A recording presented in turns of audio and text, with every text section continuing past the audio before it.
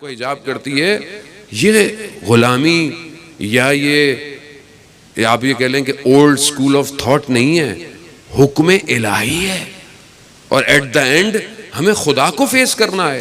دنیا کا چیپٹر تو 50 سال 60 سال 70 سال، ابھی تو ویسے ہی 20-25 سال میں بندہ جوانی چلا گیا۔ کیوں؟ کیونکہ بہرحال فاسٹ فوڈ کی پیداوار ہے، فوڈ پانڈا ہے، وہی کھا رہا ہے اور اسی طرح جلدی جلدی چلا بھی جاتا ہے۔ وہ یہ کیا ہے؟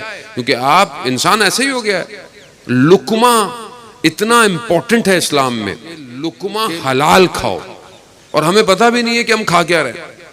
جب یہ لقمہ حلال نہ ہو تو یہ وجود کو ہدایت سے غافل کر دیتا ہے۔ اور یہی سید الشہداء نے روز عاشورہ اپنے مقابل والے لشکر سے کہا کہ تمہیں میری آواز، تمہیں میری باتیں سمجھ میں نہیں آئیں گی، کیونکہ تمہارے شکم میں حرام لقمہ ہے۔ تو سب سے پہلے اپنے آپ کو اس حرام لقمے سے بچائیں۔ یہ ایک قطرہ بھی وجود میں گیا تو غافل کر دے گا۔ اور کبھی جب کھانا کھائیں حلال کھائیں، شکر کریں، اور یہ خدا سے دعا مانگے کہ پروردگار یہ جو میں نے کھایا ہے یہ مجھے انرجی دے گا، اور یہ انرجی میں تیری عبادت میں صرف کروں، تیرے لیے تیرے مقابلے میں گناہ نہ کروں۔ عزیزان محترم، بس اپنے آپ کو ایک واقعہ ایک جوان کا، اور میں آپ سے التماس دعا چاہوں گا کہ بہرحال ہائی اسکول کا اسٹوڈنٹ اور بہت پاک نیک، اس کا اسکول اپنی ٹیچر جو تھا، اسکول کا ٹیچر، وہ اپنی کتاب میں لکھتا ہے اس واقعے کو۔ 80s کا یہ واقعہ ہے ایران کا۔ وہ کہتا ہے کہ اس کو اکثر لڑکے گھیر کر کھڑا ہو جاتے تھے اور کہتے تھے کہ تم اتنے نیک ہو تو جنگ میں کیوں نہیں چلے جاتے؟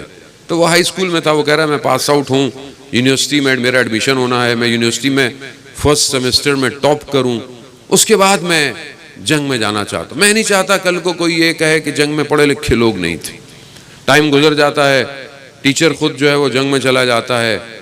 بصرہ اور اس طرف ایران کے درمیان میں ایک نہر ہے جسے آروند کہتے ہیں، رود آروند، جس کا پانی کا بہاؤ بہت تیز ہے۔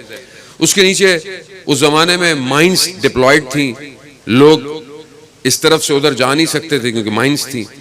اس مائنز کو ڈی ایکٹیویٹ کرنے کے لیے غوطہ خوروں کی ایک ٹیم تھی۔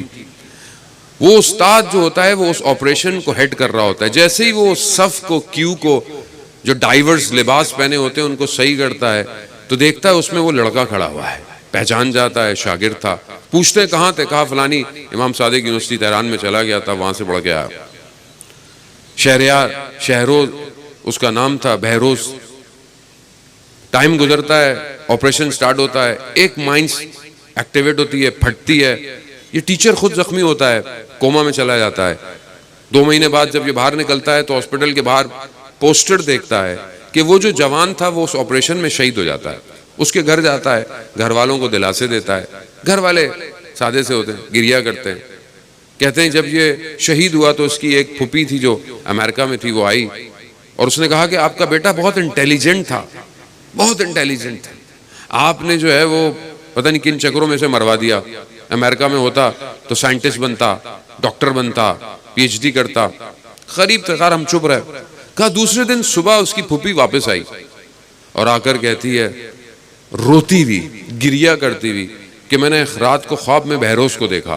بہروز ایک وائٹ کلر کا یونیورسٹی کا جو گریجویشن کا گاؤن ہے وہ پہنا ہوا تھا، وائٹ کلر، اور ہوا میں پرواز کر رہا۔ اس نے اپنے گاؤن کو جو ہے وہ ہٹایا اور اس کے گاؤن پہ ایک سرٹیفکیٹ لگا ہوا تھا اور اس پہ لکھا ہوا تھا بہروز فرام امام حسین یونیورسٹی۔